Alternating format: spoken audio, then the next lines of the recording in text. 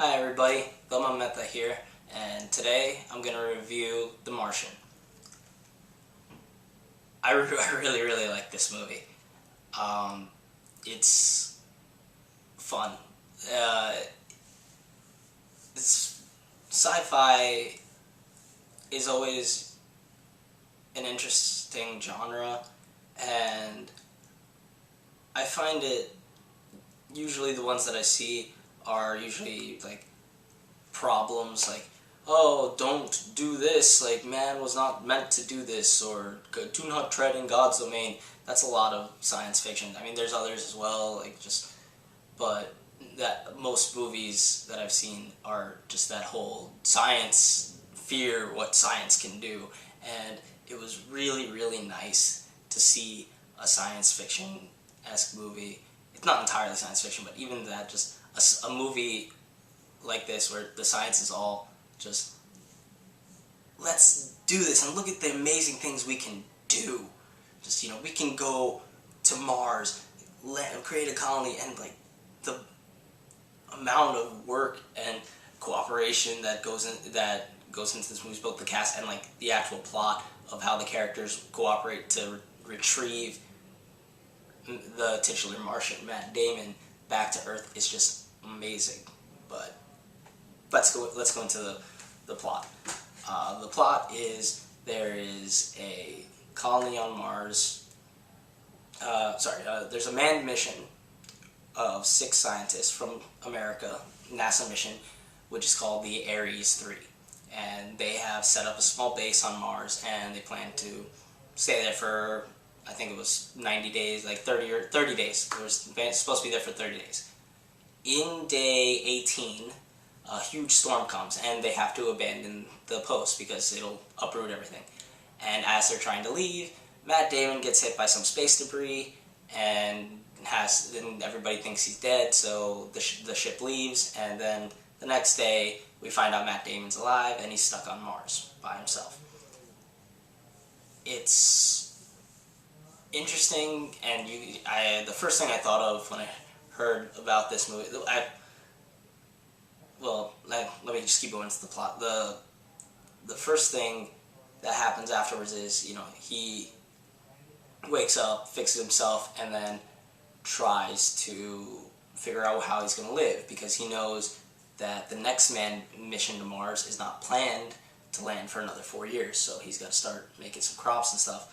And then in a stroke of luck and some genius, he remembers that there's an old rover nearby, and the Pathfinder rover, and digs it up and then uses it to communicate with NASA back on Earth. And then the whole rest of the movie is figuring out a way to bring him back home.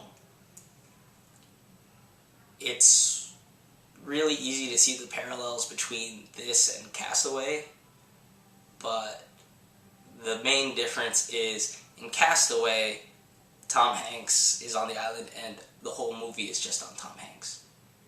Here, while we do spend a lot of time with Matt Damon and his character Mark Watney stuck on Mars, about a third of the movie is cutbacks to Earth, where we see NASA and all these people trying to figure out how to get him back, how to deal with the bureaucracy and just things to get him back. So, while Mark Watney is like, he's kind of he's a little pompous, but he's a fun enough character to be around. It would have gotten irritating if the whole movie was just him, and thankfully, the switching back to NASA and the Earth, you get enough characters and enough space so that it becomes fun to be with Mark again. This movie is just really well made. Like, all the shots, and especially the shots of Mars, look great. And it's really interesting to see what might be. I don't know if that was actually like if it was just how it was done, but it looked great. And if that's what Mars actually looks like, I can't wait until we actually do send somebody to go up there, hopefully. Um, but also all of the shots on Earth with all the NASA spaceships, all this, they all look really well. They're well composed and all shot really nicely. The space station and spacecraft that they get on later on, the Hermes, looks really, really good. And it's all shot really well. Another interesting thing in this movie is there's no real bad guy. That seems to happen in like 90% of movies, that there has to be some main antagonist, even in natural disasters. Like even Titanic had the rich asshole that Kate Winslet was supposed to marry. Like everything has to have like some evil guy who's just like, even in this time of disaster, he's just annoying for no reason. There's no one like that in this movie. I mean, Jeff Daniels like sometimes comes off as a hard ass, but it's not because he's bad or like he's not wanting to do it. It's just he's trying to see other ways to do it. And like he mentioned in the movie, when he's trying to make a plan with Sean Bean, like we're both we're fighting he says like we're fighting the same war. We just want to get him home. They just have slightly different ideas of how to do it, and he doesn't really block anything. Once it's clear that it didn't, his plan wasn't chosen, the other plan ended up happening. He just goes with it and just like, I'm gonna have to deal with this, but just do it and get him home. So that's refreshing, that there's no antagonist who's just annoying for no reason. Like you don't see just the chief is like, no, we can't do this. It's too much money. So just leave him to die. Like it was, because if there was someone like that, it really would have brought down the feel of the movie. Because the feel of the movie there's two real like two different tones. There's the tone of Mark on Mars, who's all just about living and surviving until they get here, who feels with ups and downs when he hears about the good news and bad news that goes on, and you have his tone. And then there's the tone on Earth, which is just desperation mixed with a call for united help and action. Like the major plot point is that the Chinese then find out about the mission because it becomes worldwide news at that point, and they're like, okay, well, we have a rocket, like, can we help them? It's like, well, it's a state secret. It's like, well, but we could bring them back. It's like, yes, we could bring them back if they use them, then let's do it. And they just the Chinese space program and helps NASA, and it's just cooperation to bring him home. And that feeling of unity is another thing that's not really seen a lot in movies, and I really liked that. It felt inspirational in a certain degree, and if it does what I've been hearing, because I've seen this, I'm watching this movie like 2 weeks after it came out.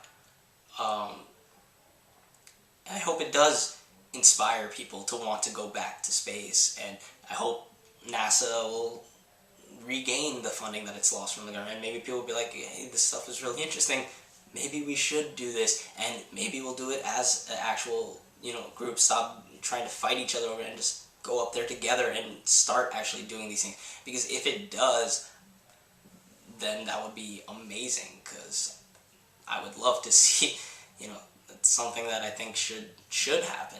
Space travel, But back to the movie. As I said, Matt Damon is a little annoying in very, very long doses. However, you don't feel that. You never get to those long doses because there's enough cutaways that he never gets super irritating. But besides that, this is a really, really good performance from Matt Damon. Like, probably the best that I've seen in his career. And I've seen a decent amount of Matt Damon movies. So he did really, really well, and the rest of the cast does really, really well as well. Everyone brought their A game. Jeff Daniels is amazing. Jessica Chastain again does a really great job. Donald Glover is really good in that like 2 scenes he's in, but he's still good. Chiwetel Ejiofor does really good. Sean Bean is good. Everybody does a really good job in this movie, and maybe that's just what makes it so good. It's just everybody brought their A game to this. Ridley Scott finally made a really good movie, directed really well. All the actors came and brought their best performance. The effects were done spectacularly, and I think that's it. Sometimes that's what you need, and sometimes that's what you get. You get a A grade movie because everyone brought their A grade performances. So definitely go check out this movie. I saw it in 2D. I didn't see it in 3D or IMAX, so I don't know how much better it would be. I assume IMAX would be the best view for this, but at the same time, considering it's been 2 weeks, it might not be running in IMAX screens anymore. I know the IMAX screens by my place are showing Crimson Peak instead of Martian now, but I don't know if the 3D would make that much difference because I saw it in 2D, like I said. But even in 2D, all the visuals are spectacular, and the movie is great. Definitely go check it out, and bring a popcorn. It's a long movie. It's 2.5 hours, so, go to, but stay in your seats the whole time. Bring popcorn, grab a drink. It's a great time. Check it out.